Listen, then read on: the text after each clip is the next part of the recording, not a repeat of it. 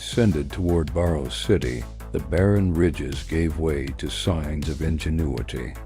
Towering wind turbines cut elegant arcs against the Martian sky, and rows of solar panels shimmered like glass lakes. Behind them, a rectangular metallic shelter welcomed our turb, its surface dust-streaked but sturdy inside. The elevator hummed as we descended. The shaft's reflective walls magnified the sense of anticipation, and when the doors finally opened, the world of Barrow spilled before us. Unlike the domed cities of the north, Barrow stretched out in long horizontal chambers. Bioluminescent plants lined the walkways, casting a soft emerald glow over crowds of laughing residents. Colorful lights swayed overhead, and a heady scent of spices and roasted grain clung to the air. That night, the city was alive. Lanterns hung across the plaza for the Festival of Rain, celebrating the rare condensation event that brought precious water from the Martian sky. The hall was alive with music drums echoing with a rhythm that reminded me of northern Ethiopia. Martha and I were swept into the dance, laughing as strangers pulled us into circles. The food was rich with teff, roasted vegetables, and a sweetness that tugged at my memory of earth. For the first time in weeks, I felt light again. Martha's laughter was infectious, her joy burning away the shadows of war. Yet beneath it all, I sensed the unease of what loomed beyond Barrow's celebration the next morning. Martha left for her political meetings. I wandered through the farming tunnels instead. Towering rows of teff swayed in artificial breezes, nourished by hydroponics. Farmers greeted me warmly, proud of their harvests. One man wiped his brow and said, "Teff is stubborn, just like us. It thrives where nothing else will." I left the tunnels with a deep respect for Barrow's resilience. But that night, the fragility of our safety revealed itself. Martha returned glowing with triumph. We convinced the eastern cities they'll resist the southern colony with us. I smiled, though unease gnawed at me. "Then war is certain?" She hesitated, then forced a lighter tone. "Let's not talk about that tonight. Walk with me."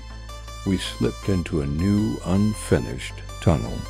The air was cool, damp, and silent except for our footsteps. Her flashlight carved trembling beams across stone walls, past trickles of water. "This will be farmland soon," she explained. "Maybe coffee, maybe cotton." At the tunnel's end, an old water tanker sat rusting. We sat beside it, recalling our first kiss a month ago under a Martian sunset. For a brief moment, the fear of war dissolved. Then the earth groaned. A deafening crack split the silence as the ceiling above us gave way. Stones rained down, choking the tunnel in dust. I grabbed Martha's arm, dragging her toward the tanker as boulders sealed the passage we had come from.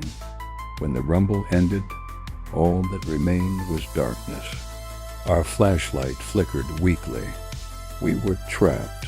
Martha's voice trembled for the Chirmena. "First time. No one knows we came this far in."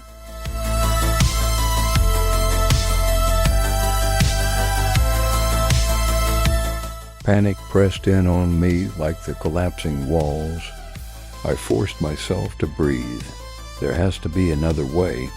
We searched the debris-strewn tunnel, coughing through the dust.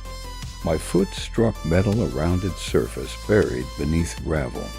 Clearing it, we uncovered a rusted digger machine, an old model used in the city's construction. "Do you think it still works?" Martha whispered. I brushed dust from the console. The screen flickered faintly to life.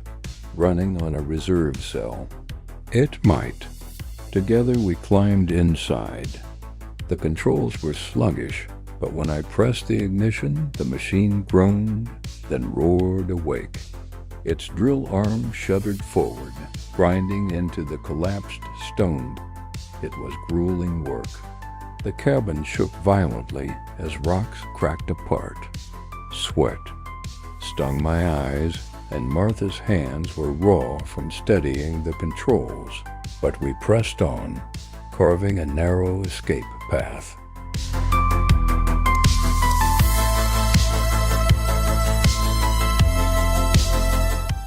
Finally, after what felt like hours, a draft of fresh air swept into the cab.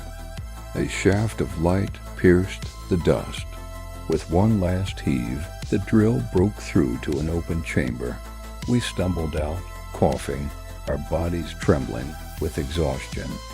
Before us stretched the familiar glow of Barrow City, its laughter and music drifting. Faintly from the plaza, Martha collapsed against the digger, her chest heaving.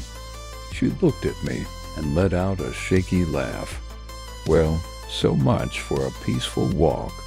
Despite everything, the dust, the fear, the war waiting outside, we laughed together. Because we had survived. Because Barrow still stood. And because, no matter the darkness, we could carve our own way back to the light.